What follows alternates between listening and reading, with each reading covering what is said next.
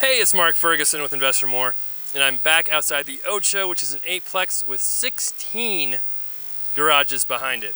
And unfortunately, we've got some not so great news in this property. We will check out the laundry and see how much money it has there in the coin-operated laundry machines, but we've had to post some eviction notices, which is never fun, never good. And it really tends to come about more on multifamily than our single-family properties, and that's something I want to talk about. Is the difference between single family, multifamily, and some of the pros and cons, and that is definitely one of them. Now, of course, check out investormore.com for much more information on our flips, rentals, be an agent, all of that great stuff. Love the comments, love the likes, love seeing new subscribers on here too. And yeah, so as you can see, this is a property we recently painted. It has 12 storage units as well, lots of garages, and then 4 units in the front and 4 units in the back. Now, we've been showing you a lot of these units on the inside as they become vacant and done some remodeling, but all of them are occupied right now, so that's really nice. They were all occupied when we bought them, except for one that went vacant right before we closed, so we've been able to rent them. We've been renting them for $1,250 a month pretty much as they go vacant. They were rented from $950 to $1,150 when we bought it, so we've been raising the value.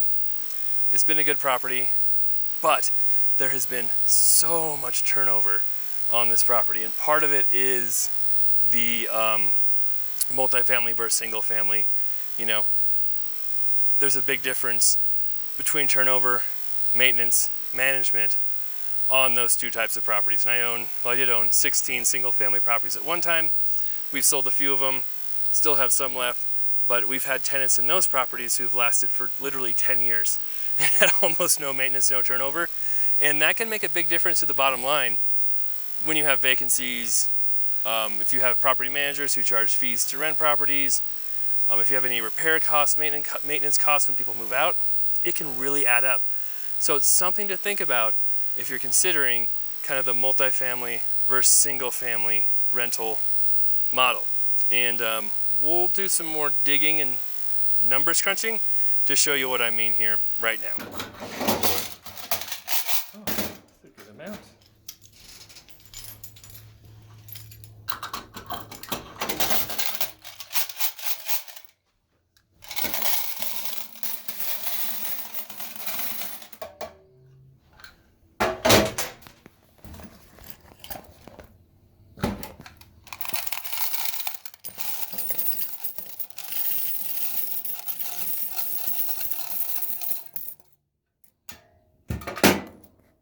All right, here are my quarters, $56.25.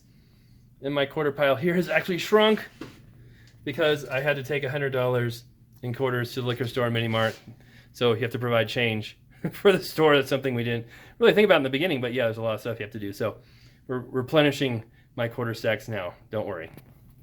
All right, so what we're looking at right now are some of the single family properties I've bought over the years. I was going to talk about how long my tenants have been there, kind of what we rent them for, and how that's differed compared to some of the multifamily properties we bought. And then later I'm going to kind of talk about the ratios of rent to see if multifamily really makes that much more money. Because a lot of people think that multifamily automatically makes way more money than single family. And I don't think that's always the case. Maybe in some markets, yes, but not everywhere. So this first one is one we just showed recently where the tenant moved out, has hardwood floors throughout, and this is what it looked like when I first bought it a long time ago. You can remember the weird stove everyone complains about. It's still like that. We just had the hardwood refinished. It looks great, so we'll probably do another video of that here soon that shows what it looks like after that's been done. But really, we've had this property for 8 years now, and I think we've had more tenants than most of my properties in this one. What I mean is this property's had more tenants than most of my single family properties. I think we've had maybe 4 or 5 over 8 years. And for whatever reason, it's had a little more turnover. Maybe not even that many, maybe 3 or 4. And right now, I think it was rented for $1,800 a month before they moved out. Now it's probably $2,100 a month for rent on this property. So that's what we've had. And we've done a little bit of work over the years, but not very much. A couple of refreshes here and there. Here's one again. This is the one that was flooded that we've shown a few times too. This one, we have someone who wants to rent it for $2,200 a month right now. And when I first bought it, I had this one 9 years almost. It was renting for, I think, $1,200 or $1,300 a month. And this is what it looked like when I bought it. You can see it's very similar to, we didn't do a whole lot of work on these properties. Some, but not a ton. And we had maybe 3 tenants the whole time on this one, maybe 4. So tenants have averaged more than 2 years at the property. This one, we've had, I think, 2 or 3 tenants in 10 years. So I haven't been in this property for a very, very long time. So tenants who are in there now have been in there 3 or 4 years. I think they're paying $1,700 a month now. Market rent's obviously higher than that. But again, very little maintenance, very little to do. Not much going on there. That's been a great property. Here's one I've talked about recently too. I bought this in 2011. The same tenants the whole time. And they only pay $1,400 now, so they pay way less than market rent. We'll probably bump them up a little bit. I asked about raising rent before. Market rent's probably $1,900. Actually, it might be higher than that now. It's probably $2,000, $2,100, probably at least $2,100. But I wouldn't raise their rent all at once. That's not what I mean when I say raise their rent. I mean maybe raise it $100 and maybe bump it up the next couple of years each year. Not even sure if I'll do that. But if I were to raise the rent, I wouldn't bump it all up everything at once. We would slowly bump it up. So that one's had the same tenants the whole time. This one you can't really see inside. They don't have many pictures. It was a little rough. We spent some money fixing it up, and the tenants they paid their rent on time all the time. They paid all their utilities, but it's a little rough after our remodel from the tenants there too. And here's another one we've had since 11, 4 tenants that whole time in 11 years. So kind of crazy. And this one is rented for $1,800 a month. They've been there 2 or 3 years now.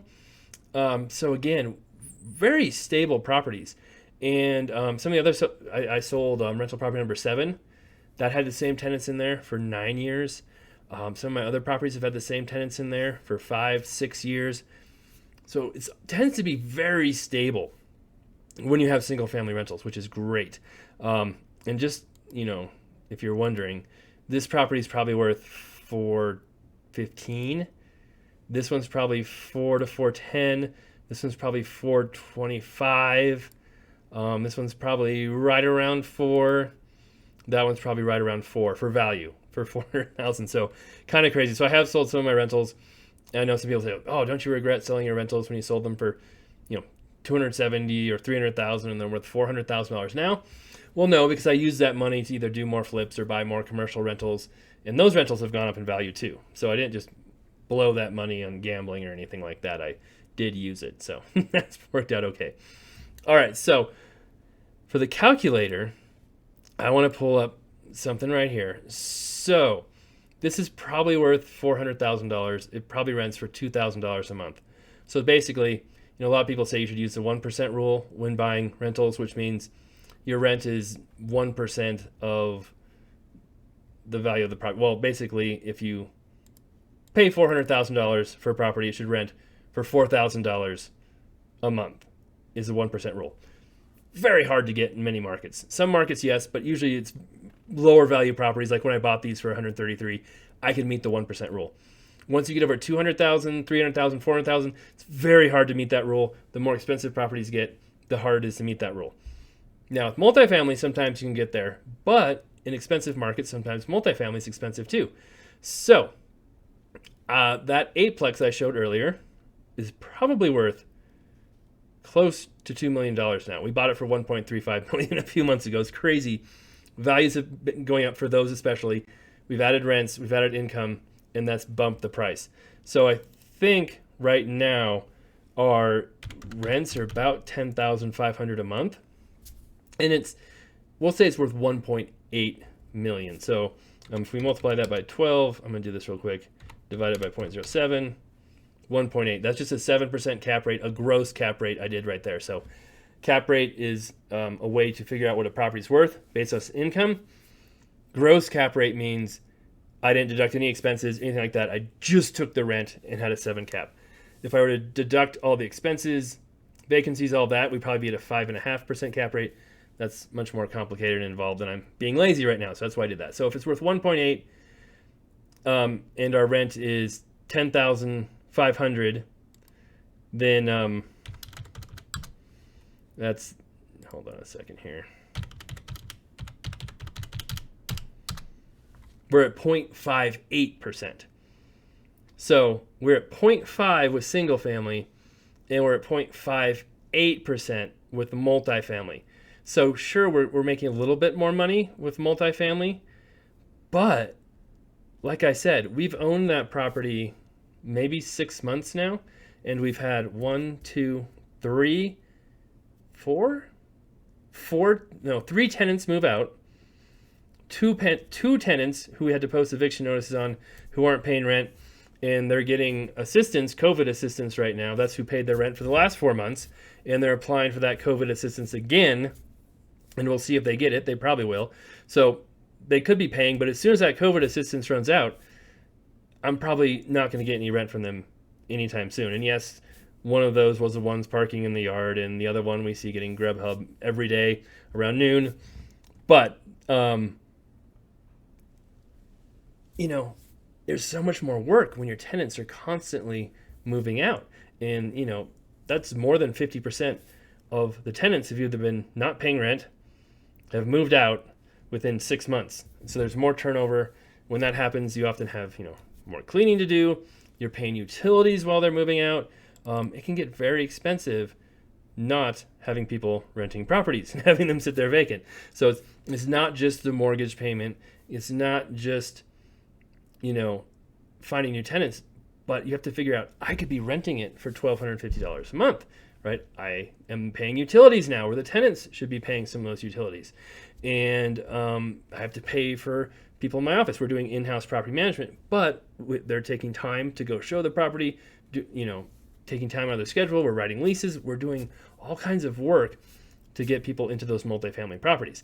And not only that, but with these single family properties right here, they're removing snow, they're mowing their lawn, they're paying gas, electric, and water, all the utilities. On the multifamily, I'm paying water, I'm removing the snow, I'm mowing the lawn, and I think I'm paying for gas too on that one because it's a central heating system. So I have way more expenses on multifamily than I have on single family. So that's something else to consider as well when you're doing single family versus multifamily. Now, what you'll hear sometimes is, well, there's only one roof, right? Those 8 units only have one roof. If you have 8 single family homes, then, you've got 8 roofs to replace. Well, I'm in Colorado, where if it, we might replace a roof when we first buy a property, but for the most part, insurance replaces our roofs. We don't have to pay for them because we get hail. It destroys them. We don't have to pay for them. And if we get our calculator again, if we have 8 single family homes worth $400,000, oops, I forgot a step. That's $3.2 million. So they're a lot higher value, right, than the 8-plex. So yeah, it's going to cost more to repair some of these houses. There might be some more roofs, some more if we have to paint them, but they're worth more. And 8 times, we're just going to round this off. Whoops, another one. We're bringing in $16,000 a month for those 8 properties versus $10,000, $11,000 for the 8-plex. We're bringing in much more rent. So yes, there might be a little more expenses for having 8 single-family houses versus an 8-plex, but it's worth much more. It has much more rent coming in. So the ratios are much different. So my whole point here is not that multifamily is bad, not that single-family is always better. Is that you have to think of a lot of different things when comparing the two. Now, in some markets, multifamily will rent for way more than a single-family house, right? Especially if you're looking at lower-priced areas. Maybe you can buy an 8-plex for $200,000. And in that case, each one is renting for $500 a month. You're bringing in $4,000 a month, where that house for $200,000 might bring in $1,500 a month, right? There's a massive difference between the same price properties and rent. But that's not in every market. In my market, that doesn't happen. And you also have to consider, if you've got 8 $500 units, how much turnover are you having? How much tenant issues are you having? How much maintenance are you having? there's a lot more of that goes into it as well. Property management, all of that increases. So just some things to think about when dealing with multifamily versus single family homes, and something I've been experiencing personally with my single family versus multifamily properties as well. It's so much less work having single family homes. And finally, before I head out of here, if you ever need to sell them, if you ever get into trouble, if the market ever changes, a single family house is going to be so much easier to sell than a multifamily property, right? If I'm trying to sell a multifamily 8-plex, there's one type of person who can buy that. That's an investor, right?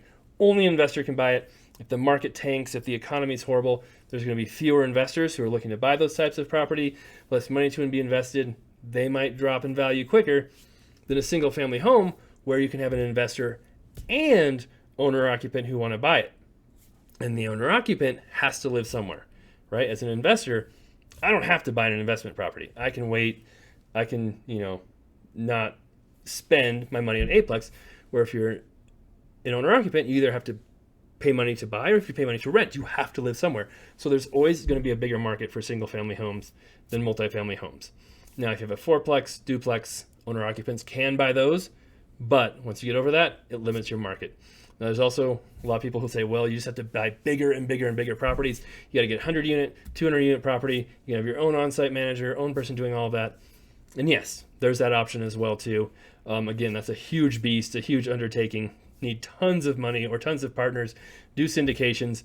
That brings in a whole nother level into all of it as well to think about. So for right now, we're just kind of comparing the single family home to the smaller multifamily. And don't always poo-poo the single family homes as being a bad investment. Sometimes they can be pretty good, especially when you consider I bought a lot of these properties for $100,000, $120,000, and they were cash flowing, making great money from the very beginning, and now they're in fantastic shape. All right, thanks for watching. Hope you guys enjoyed the video. Like I said, we were posted eviction notices. Those tenants have contacted us and said they've talked to the local COVID rental assistance office and we're waiting to see how that works, but they're over a month behind on rent right now. Never fun posting eviction notices, even less fun going through an eviction. And again, that's something else to consider. You might have more evictions in multifamily, and evictions are very expensive. We're paying lawyers, having to wait for the courts to approve everything, having to hire a crew to go in there, and there can be more damage and more issues with evictions as well. And that's another cost, another time suck you have to consider as well. All right, love the comments, love the shares, love seeing new subscribers. Keep those coming. Of course, check out investmore.com. Lots more information on there. Being an agent, flips, rentals, all that great stuff. And I'll be back soon.